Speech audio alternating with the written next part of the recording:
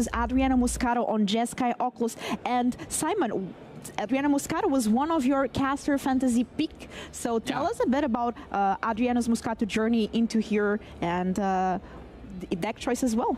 Yeah, Adriano is one of those Magic Online grinder. Il Nano, here we see his deck list.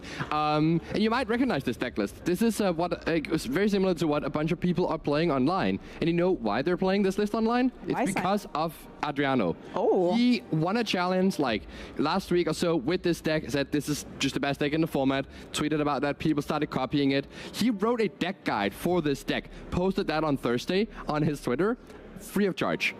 He's that confident in his ability to like pilot this deck, to know what's up about it, and just wanted to share with the world. So, and just he lost one game yesterday. That's very impressive. So make sure you go follow Adriano Muscato on Twitter. I think he's Muscato Adriano, right? Yeah, exactly, yeah. So make sure to follow, see that deck guide if you're interested in Jeskai Oculus. And I have to say, this seems like a very sweet list and did pretty well on day one. Yeah, exactly. Talking a bit about the list here, the whole idea is that you're a Proft Eidetic Memory deck. Whenever you draw extra cards, you get plus counters on your creatures. So cards like Steamcore Scholar and Thirst of Light Shatter and Fear of Missing Out that essentially draw cards, even though they also discard cards, work well to enable the Proft. And then the cards you're looking to discard are some of these harmonized cards or the Abhorrent Oculus, so that you can reanimate it with Helping Hand. Yeah, looks like Adriano is going to need an helping hand here to defeat the better performing deck of the day, Izzet Prowess. So let's... But remember that Jeskai Oculus was one of the better decks into Izzet Prowess. That's true, that's true. So we are going to see if that's how that works in practice. Now we have Adrian's list here, the Izzet Prowess deck. We do see those two Drake Archers. We talked about that a bit yesterday. So what do you feel about this deck list in particular, Simon? Yeah, so Adrian is one of the Polish players working with Olszewik Przemysław, who we have seen have be successful earlier. And this Polish team are always coming up with sweet tech. In this case, they came up with Drake Hatcher for the mirror match, putting that in the main deck. The advantage of this card is that it is a 1/3, and you can see the burn spells that are available to this deck usually only deal 2 damage, Burst Lightning and Torch the Tower. So it's a Prowess threat that's actually hard to kill, and it doesn't need to do very much, because you trigger Prowess twice on this, and it just hits and makes a 2/2 Drake essentially. And from there on, I actually need to trigger Prowess 3 times. But yeah, from there on, it's just accumulating the advantage and making Drakes every single turn. So this deck, as you can see, every single creature has Prowess or similar ability, like the Slick Shot Show Off.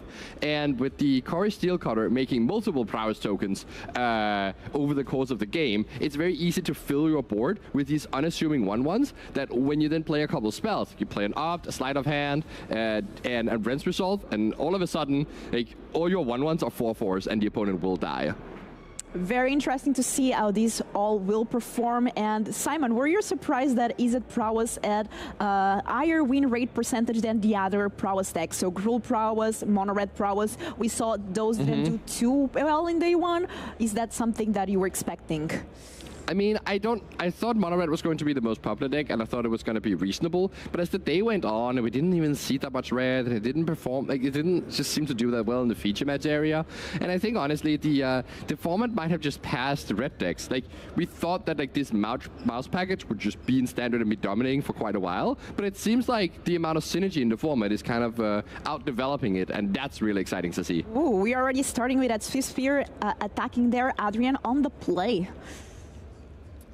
Yeah, so obviously the Prowess deck winning the die roll here is going to be huge. Oh! We see Adriano with the go to discard the Abhorrent Oculus to hand size and be ready to get it back with Helping Hand on turn 2. This is a play that's kind of a high-tech next level. And Adriano, of course, is going to be pretty happy to see no land drop from Adriano on turn 1. Adriano, of course, didn't play a land on purpose to set up this play, but not going to be happy to see a turn 2 Oculus. Yeah, I mean, that was insane. Love to see that. Discard to end size. We see that Helping Hand in hand there. So, yeah, I mean, how can Adrian deal with these Oculus? We know there's a copy of Into the Flood Maw in the deck. That can be a way to bounce it back. Yeah, actually, I think Adrian only has that one answer to it. This town ain't big enough, and the Into the Floodmore. That's 2 copies that can get rid of this Oculus, and his burn spells usually don't target it. So we also see in Adrian's hand here, actually, that there is 2 copies of Monstrous Rage. So I think Adriano is not that happy to see that Adrian Padian starting off with such a fast start here, because now Adriano is going to have to do a bit of a catch-up here. And there's the second red source from Adrian. So now he can go Stormchaser's Talon and play 2 Monstrous Rages on this turn, doing, like, how much damage? It's 14 damage, I believe. Oh, so wow. Adriano is probably going down to 1 here, or maybe he's going to block with the, just chump block with the Manifest. That is quite the explosive start for both players, but Adrian here, I mean, these Swiss Spears are going to keep growing, and we already are going to have an attack from both. That dice is representing the prowess, so already... You also saw, by the way, Adrian was like really tanking on that opt scry. He was looking at that Stormchaser's Talon, thinking if he should put that on bottom to try and hit the second red source, but decided that just guaranteeing a prowess trigger next turn was so good that he was willing to give up a red land, and potentially there would still be a red land for his draw step, which is exactly what happened here, and enabling this completely insane blowout. So I wonder if he's going to actually play out the second Monstrous Rage or going to save it to give trample later, because the issue with this line is right now that Adriano is going to have next turn 3 blockers and 2 mana up for interaction, so it's possible that he can actually stabilize at 1 life if Adrian doesn't find a Burst Lightning in time. That's true, so we are having 3 prowess triggers, and those creatures are quite big with the Monstrous Rages as well. Okay. Yep, down to 1 life on turn 3. 1 is not 0, that's the important thing.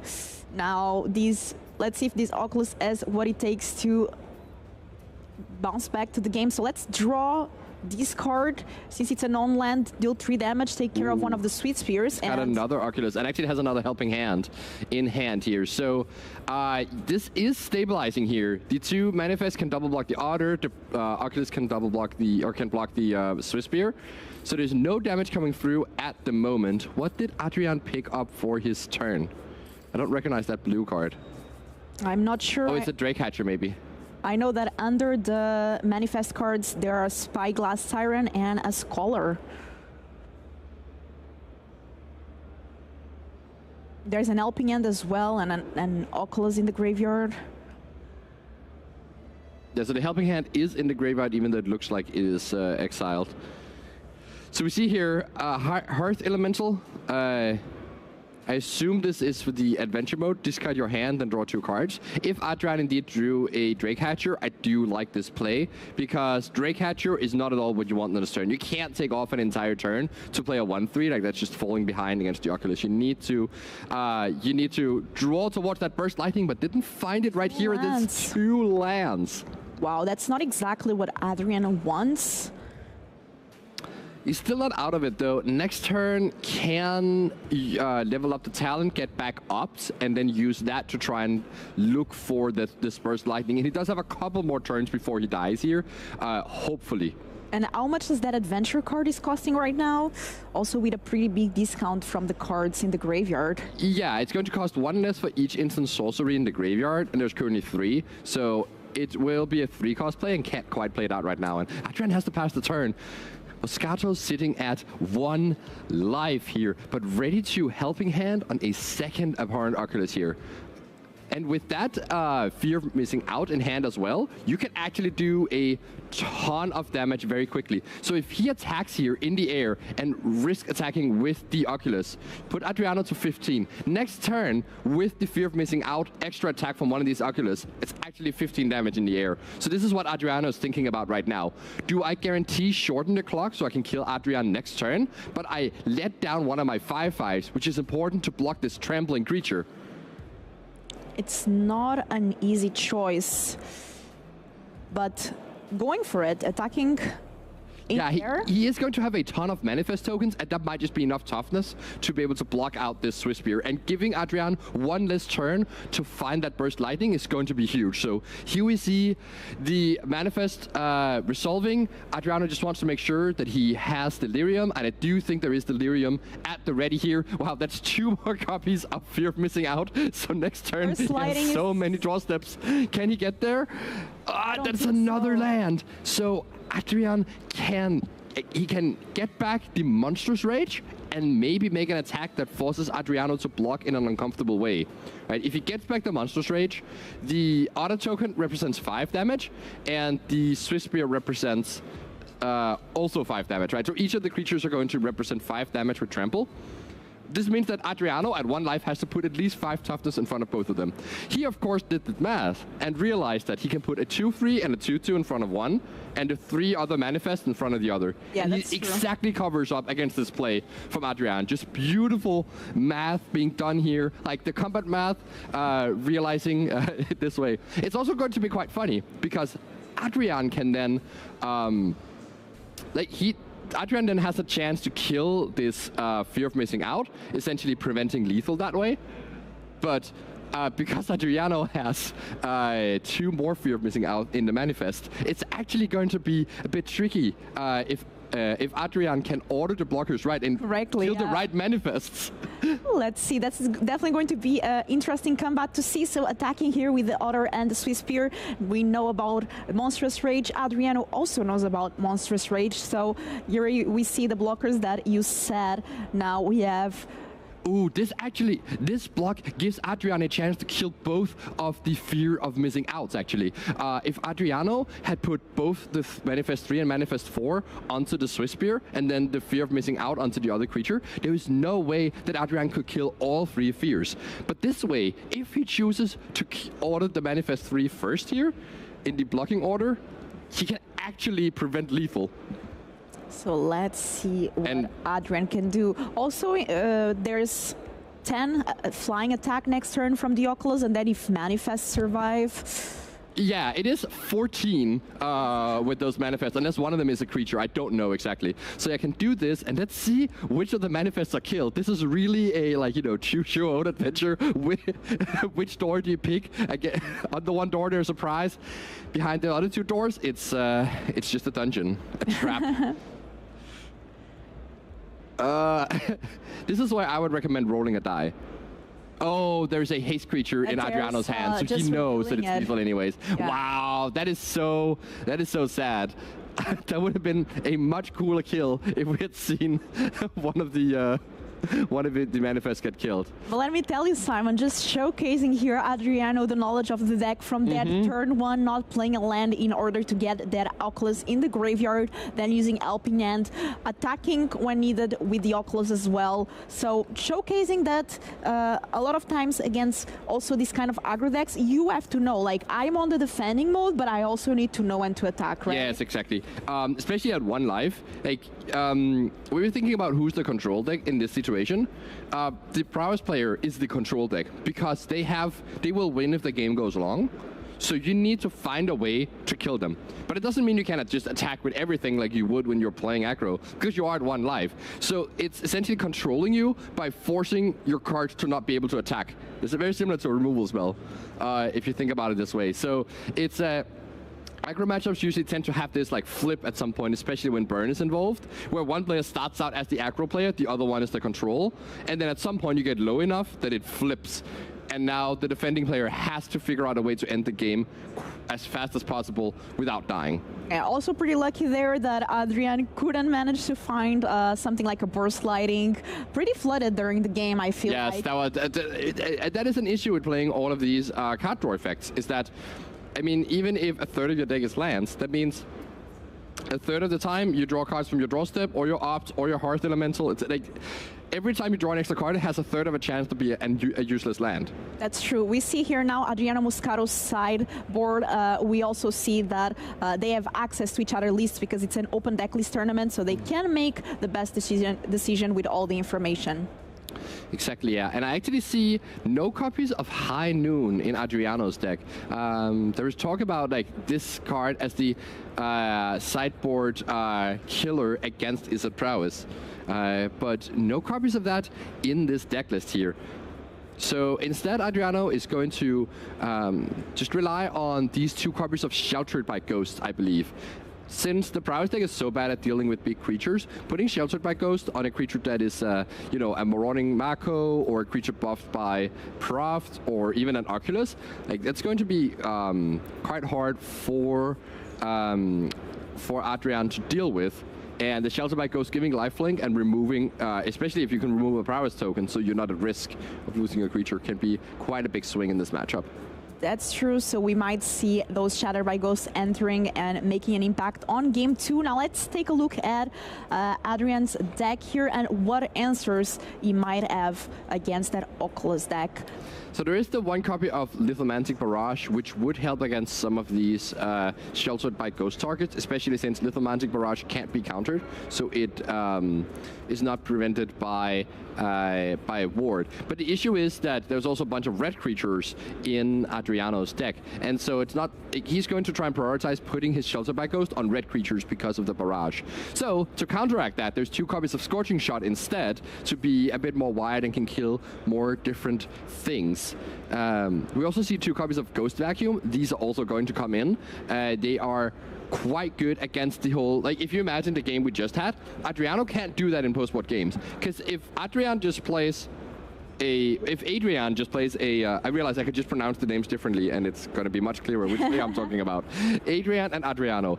If Adrian plays a Ghost Vacuum on turn 2 to just get rid of that Oculus, then your helping hand no longer works and you just wasted your turn 1 for no reason. So there's a bunch of like small graveyard synergies in this deck. Of course, the helping hands are completely rendered useless by the Ghost Vacuum. And also the fear of missing out, it's harder to get to Delirium. There's the Harmonize cards, you can get those out of the graveyard. So a lot of small things from this Ghost Vacuum card. And it's also a 1-cost non-creature spell, so it's not even completely off plan for Adrian. I have to say, I'm a big fan of Ghost Vacuum. Also, imagine the ability of later in the game, get your opponent's Oculus from the Ghost Vacuum. That's pretty fun. And then start manifesting. Yeah, exactly, yeah. When you, when you use the 6-mana mode to make a 1/1 Oculus Spirit that then starts manifesting, yeah, it can be quite brutal. I also think from Adriano's side that you can cut the helping, like not all the helping hands in Oculus, but you can shave on the numbers of each of them so that you're less weak to a Ghost Vacuum being drawn. That's somehow, like that's how you can make space in these post-board games. That's why it's so interesting that. Oh, but I see 2 helping hand already in the opening hand for Adriano. So we'll see if there's a Ghost Vacuum to prevent those from being good. Of course, Adriano can still discard them with all of his discard effects, loot them away and draw something new. So it's not completely terrible if they are rendered useless. So let's go here to game 2 of this round 9 of the Ultimate Guard Regional Championship. Now with Adrian on the play, the Izzet Prowess deck after being lost the game 1. So let's see if Adriano can win here and take a clean 2-0, or if we're going to have a game 3.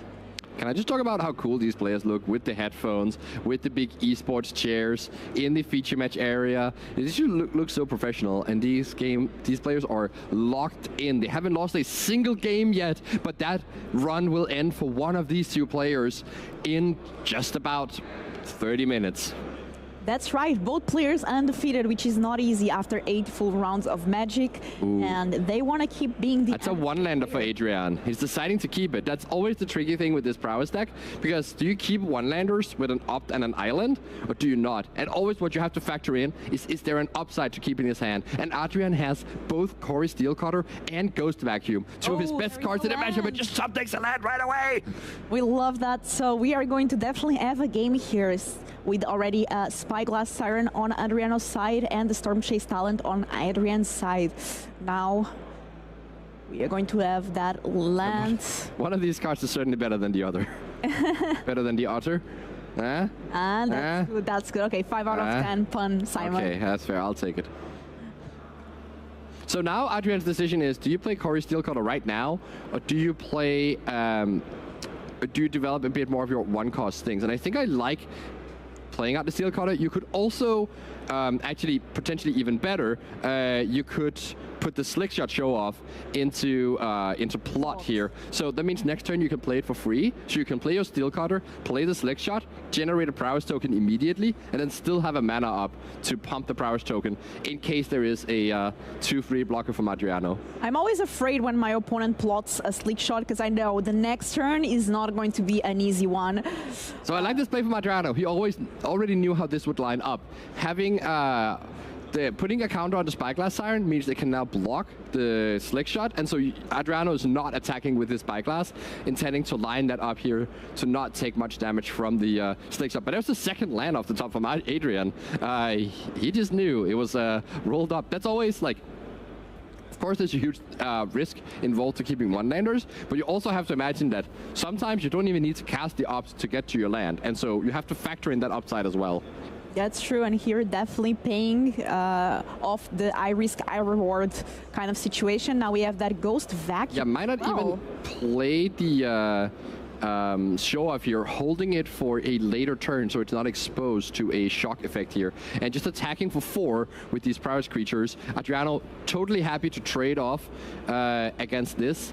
And not too happy to see the Ghost Vacuum though, with those 2 copies of Helping Hand sitting there in Adriano's grip.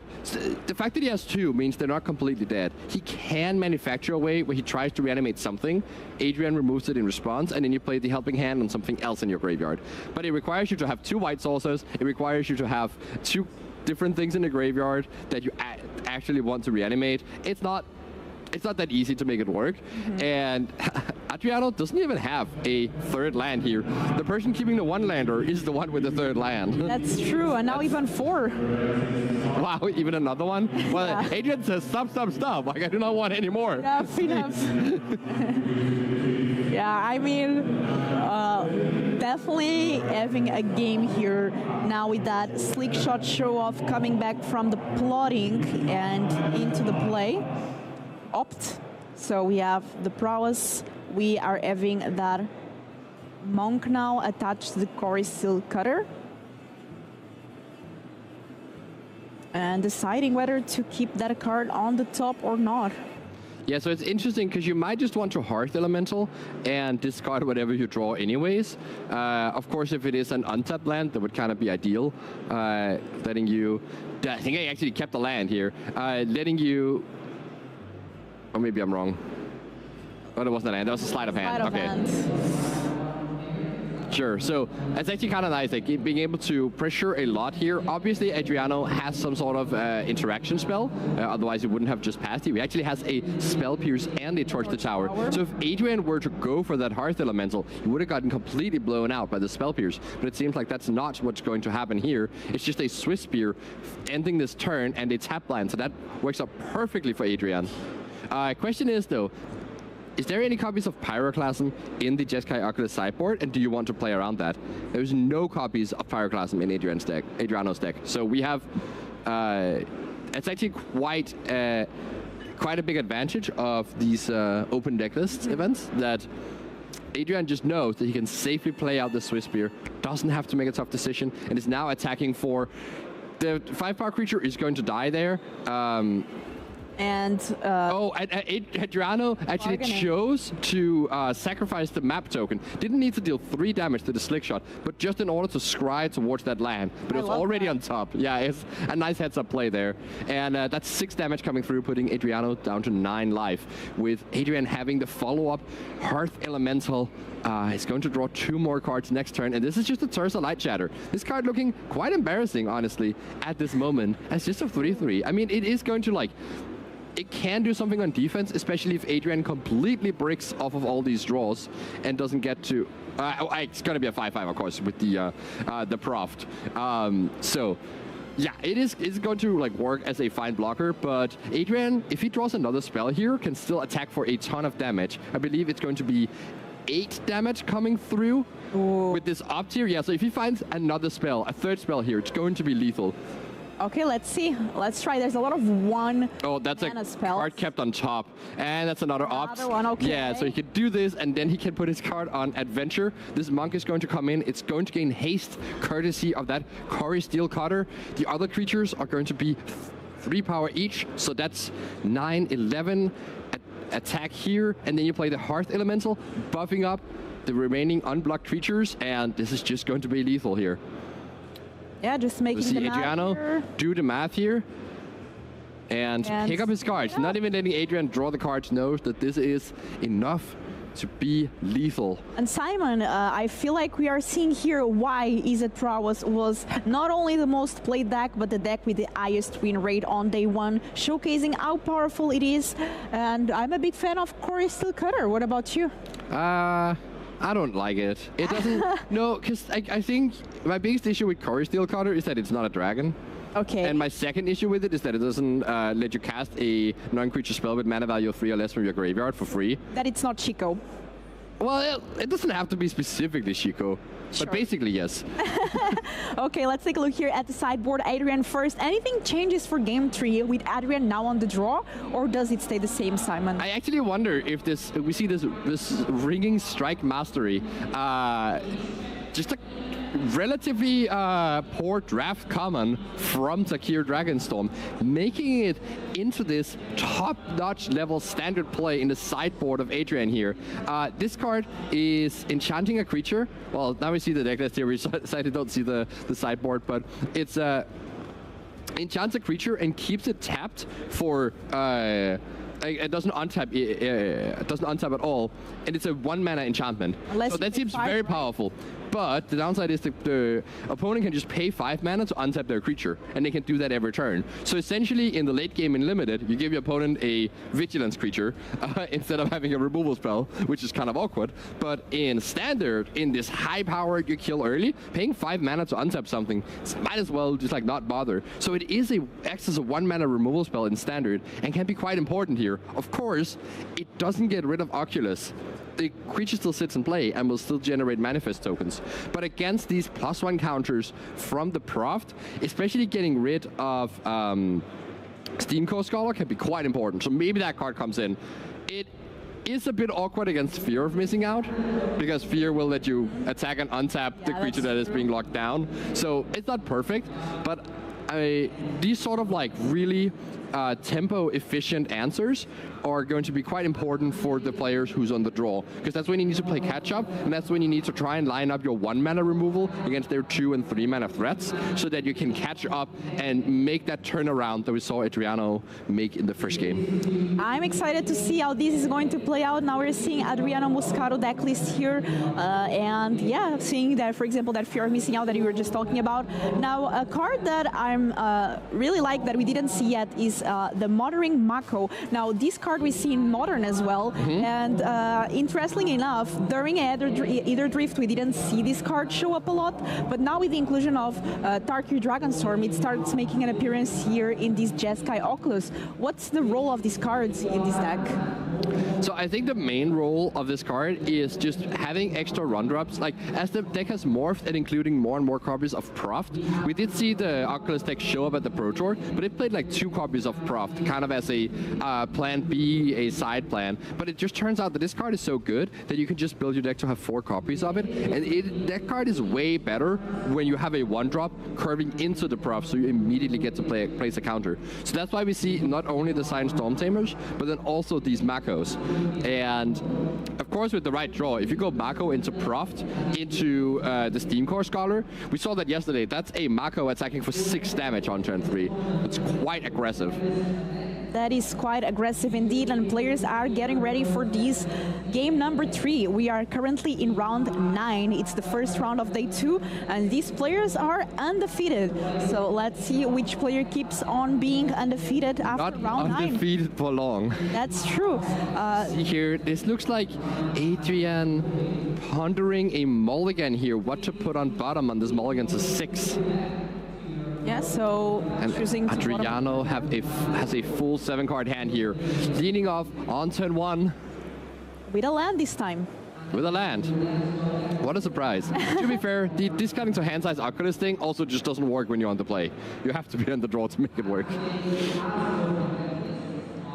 And let's see Adrian's hand here. He has a Cory Steel Cutter ready here for turn 2, and that Lithomantic Barrage that I talked about earlier. So I think the Oculus in Adriano's hand is going to be under the gun here. But there is a Proft. You can see when you play out this card and there's nothing in the graveyard, or like nothing in play, it gets a lot worse. You're missing out on that first +1/+1 counter. And Adriano's hand doesn't look that good. He has the helping hand, he has the Oculus, but I don't think he has a way to discard the Oculus yet. So that's going to be interesting here as you see Adrian thinking about whether to play out, plotting the Slick Shot, play out the Cory Steel Cutter, or play a Rinse Resolve on this turn. Those are the options. Yeah, so considering a lot of 2-drops here, and paying 2 mana here for that plotting the Slick Shot show off, with some indecision there. Yeah, deciding to make the... Oh, that is a huge draw here. Tursa. Drawing the Tursa, enabling your helping hands. Now you can discard these Oculus. I think there's 2 copies of Oculus in the hand for Adriano. Yeah, 5/5. Discard both of them, and it's going to attack as a 5/5 with haste. This card is just absolutely massive in this Jeskai Oculus deck. That's true. I mean, Tursa for the win. And also, when you have 7 or more cards in your graveyard, he starts doing some additional stuff. We also see the downside of this Lithomantic Barrage. It just doesn't kill Tursa. That's true. It's a red card, so it doesn't get it. So we have the Cutter here, and then getting that Slick Shot show off from the... And then maybe even going for the Monstrous Rage on top of this. If that was a Steam Core Scholar and not a Tursa for Adriano, it would be so much worse for him. Because then you could Lithomantic Barrage here and attack for a crisp 5 damage. 6 damage, actually. But now you might want to just do the Monstrous Rage, attack for 9, essentially. Putting it onto the Slick Shot show-off so that it doesn't die to the 2 damage spells from Adriano. Very well played there, attacking here. And as you said, going to attack for 9 damage. Yep. That will leave Adriano to 11 life. So it is threatening a lot of damage again next turn. Potentially, if Adriano is not careful, he could die here, especially since the helping hands don't put things into play. Put things into play tapped. He did pick up a Torch the Tower and can sacrifice this Croft here. Wow. Having a second copy in hand, so he doesn't actually care too much about this. Gets to scry. To the bottom? Draw a card from... Oh, he did this in his own upkeep, I see. To make sure that he could scry for his draw step. Seeing if he could hit a untapped land maybe, so he could go second Proft and helping hand. Adriano here really with the Magic Online, the Magic Online ways of playing where you put a stop in your own upkeep and so you're always ready to make plays like these. I love that, showcasing a lot of experience with the deck. I mean, as you said, Adriano that kind of pioneered this deck in the standard online challenge, and there it is. Now we have that Proft drawing a card. We still have 1 mana for that helping hand. Let's get that Oculus into the board, and that Tursa can get also more counters because of... Yeah, you could also put the counters on the Oculus though. That's so this is just a single counter, and you push it out of range of that Lithomantic Barrage if you do it this way. This is why Barrage just doesn't line up that well into this matchup. And we see Adriano being quite careful here. If there were to be 3 spells and a Monstrous Rage from Adrian, that would have been a lethal attack. So Adriano not allowing that to happen. I love that. We saw how Adriano was not afraid of attacking with that Oculus in game 1 when it was needed to win. But now, knowing that he needs to keep that Tursa to block. So showcasing a lot of experience, a lot of games with this deck, and quite prepared for this matchup. Wow, and this Lithomantic Barrage, we see the issue with this card. It used to be such a good sideboard card in Standard, but now its use cases are falling away by the minute as these Jeskai Oculus players are getting so good at navigating around that card. Rinse Resolve, what can it hit? Hearth Elemental, land. And that Hearth Elemental is 3 mana currently. Oh, that into the Floodmaw is actually huge here. I wonder how Adrian can utilize this card here. So the monk is currently a 3/3. You can get it up to 5/5 by playing both of these spells. The issue is you'll have to play the Lithomantic Barrage on essentially nothing important. You just have to burn that card. Now, burning a card is not the worst when you have a Hearth Elemental coming in. So I wonder if Adrian's play here will be to Lithomantic Barrage on the Terza, and then try to bounce the Oculus here. Because right now there's only 5 cards in graveyard, so the Oculus can't quite be replayed. Of course, if you then trade off the Terza, there'll be 6 cards in graveyard, and then the Oculus can come back down. Alternatively, a line that Adrian could take is to just convert this into the Floodmaw as essentially a burn spell by allowing Adriano to block and then bouncing the blocker, taking advantage of the trample. That's true. That's a way that Adrian can navigate these. And not an easy play here for him. Yeah, if you do this, you don't need to play out this Lithomantic Barrage, because you're still playing a second spell to trigger your Kari Steel Cutter. So the issue is, of course, you're if you're bouncing the Terza that way, you're facing a lot of damage on the backswing. It's going to be 8, 13, 15 damage? No, it's going to be 13 damage on the backswing. So you're not quite dead if you make that play, and you also still have a prowess token ready on the block if you really need it to, but it's quite scary. It is scary, and Adrian taking some time here to make a decision. I mean, both players are undefeated, and this is game 3. They still have 22 minutes left, so no rush for them. They were quite fast all game, and one thing about this standard is that I feel, Simon, that is quite fast. Yes, we have seen very few draws in this tournament. Even the control decks are killing quickly because they're playing a bunch of dragons, and it's just not that hard to finish games. I love that. I mean, compared to what we saw in Utrecht last month and Modern, Standard just feels very fast. So crisp, so nice to see. It's fireworks. Yeah, okay, so we do have that in deciding to get rid of the Oculus here. Adrian thinking that just can't win in the long run. Might even decide to just play a tap land and pass here. That way you don't allow Adriano to replay that Oculus unless he has another spell. We see that's a Pyroclasm from Adriano, so that can clear off these monk tokens. That would be completely backbreaking and devastating if that were to happen. Yeah, and there it is, tapped land and pass. So the Terza on defense here working wonders, preventing so much damage at this moment. We see that Lauren that can take care of the Steel Cutter, but as you said, there's also the Pyroclasm. So Adriano does have so many options here. Yeah, I think you can just go, there's no untapped land, so you can go Pyroclasm into Oculus, but you can go Pyroclasm into Exercise and kill off the Steel Cutter, or you can just play the Lauren here, getting a bit more board presence as you make this play. And of course, Lauren with Proft's Eidetic Memory is a combo. That's another way to keep the card flow going, so you can keep triggering your Proft. Oh, that's true. But now, Adriano also put a target in play for this Lithomantic Barrage. So Adrian can go Swiss Spear, Lithomantic Barrage, Hearth Elemental, discard no cards, just straight up draw 2, and keep that card in exile as an adventure. I won't quite be able to play it yet. Oh, he would actually be able to also play the 4/5 afterwards, finishing with 2 cards in his hand. So Adrian can create a huge board state here. He won't be able to break through this Terza on defense yet again, but maybe that's just not that necessary when you can build out this huge board. Of course, he doesn't know anything about that Pyroclasm looming in Adriano's hand. Adriano being very careful here with that Pyroclasm, didn't play it last turn, so might be rewarded for waiting out a bit. I actually like even attacking with all your creatures after killing off the Lauren, because all of your creatures are going to be 3 power, so they can get traded off by the Manifest. So you throw away 1 creature to deal 6 damage to the opponent. So we have here the Swiss Spear starting off this turn. 4 mana remaining. Oh, I just realized he can't quite do the line I mentioned because he has 2 islands, and the line I mentioned requires 4 red mana. Oh. So it's actually choosing to discard the Lithomantic Barrage. This is way smarter.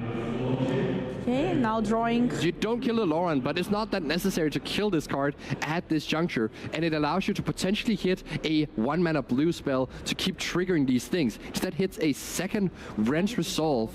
Okay. So now these creatures are 3/3. You can Actually, they would, yeah, they would be 4-4 with even another, if the barrage had been played. But instead, you could just play the Hearth Elemental. You can just, well, you'd already played your land for turn, that was that island. So yeah, just passing here with that Rent's Resolve, ready for the next turn to do a huge spike turn, attacking with a bunch of 4 and 5 power creatures, potentially. Simon, and just as a note, that's an Abrade, not a Pyroclasm. Oh, Pyroclasm in the that's deck. huge. Right, we already mentioned that. Yeah, thank you. So, yeah, that's actually massive here. That means the Oculus is going to come down, but all of these Monk tokens are going to be unanswered here. And if this Rent's Resolve hits something good, Adriano could potentially be in trouble here. But now down to 10 life here, facing lethal attack next turn from these two 5/5s.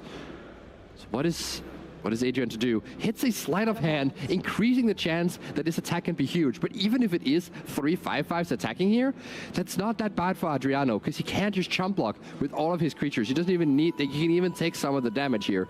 So I think Adrian really needs to find a Monstrous Rage. That's the only way he can break through and win this game. He needs to get his creatures up to 5 power each, so the Oculus can't just eat one of them, and then he needs to find the Monstrous Rage. Okay, let's see if it's there.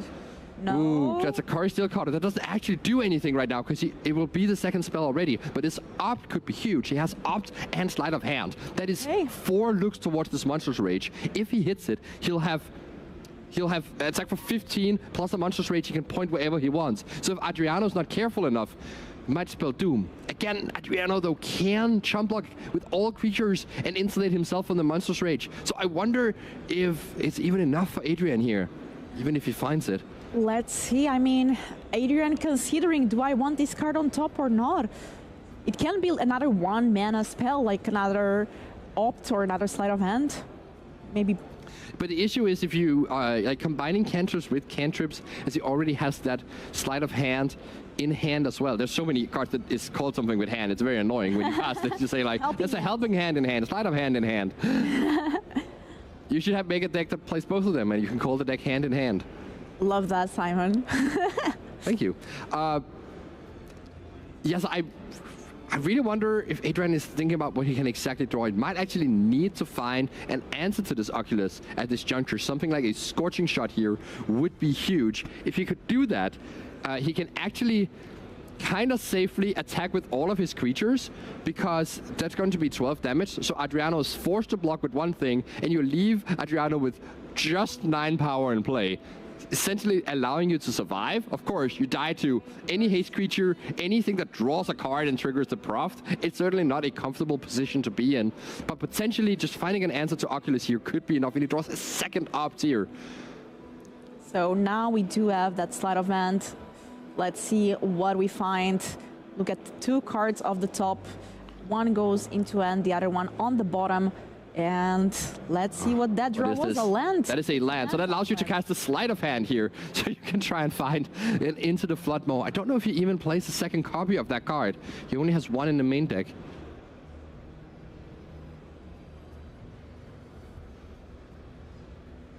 Are they discussing whether or not he played a land already this turn?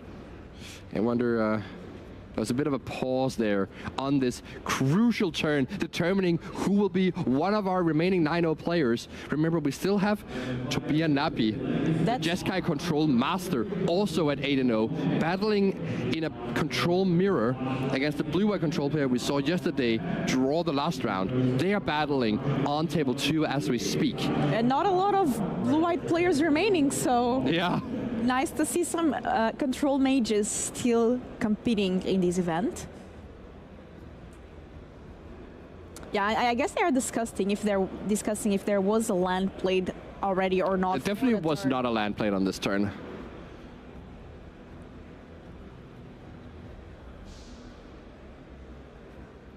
Because last turn, Adrian ended with a tap land in his hand. At 5 lands, he could have played it. Like, he couldn't have played it because he had already played the land drop for that turn. We're getting some rewind here, I guess. Yeah, he started out the turn with a Spirebluff Canal in hand, which he still has in hand, and then he had that Rent's Resolve, and then he drew a Sleight of Hand for turn. Okay. So yeah, it seems like it has been determined that yes, he indeed did not play a land. And we see a bit of a sign of relief there. Yeah. Because you can don't see that wanna- the thumb is shaking. Like Yeah. Adrian is so close to potentially finding some way to end this game. But that's Storm Chase talent. Storm Chaser's talent. Okay, so honestly, this might be good enough as well. You do die to almost anything here. You even die to that Abrade. But the Storm Chaser's talent, allowing you to keep a blocker back, can actually be good enough. You might want to play this a bit more patiently here. Just playing the talent and attacking with 2 creatures, not all of them. There'll still be 2 6/6s attacking, so you still force Adriano to block with at least one thing. And let's see what Adrian here decides to do. And then even if there is a removal spell, you can still use the other creature to chump block and take 9 damage going to 1. So this attacking with 2 creatures here would allow Adrian to survive, but he says, no, I think I just have to hope that you have absolutely nothing. Attacking with all my creatures, forcing Adriano to chump twice in this position. Playing a single creature to block with here with the Storm Chaser's talent. I love the way that Adrian played this, deciding to bluff a Monstrous Rage rather than play the Storm Chaser's talent face up, because there's no reason to buff these creatures up to 6 damage each. And this causes Adriano to chump block with all of these, plays out the Storm Chaser's talent. It is 10 damage showing though on the other way. Adriano with that Abrade takes down the match and becomes our first 9-0 player, maybe our only one, depending on how that control mirror goes on table 2. Congratulations to Adriano Moscato for winning the game here with Jeskai Oculus. Wow. Deck showcasing a lot of power. Well played, both players. In the end, Adriano taking the win here. And Told Adriano after round 4 that I'd picked him for the fantasy draft, and he looked at me and said, good pick. I love that. Yeah. I mean, Adriano confident in this deck. And I have to say, all It the shows. plays were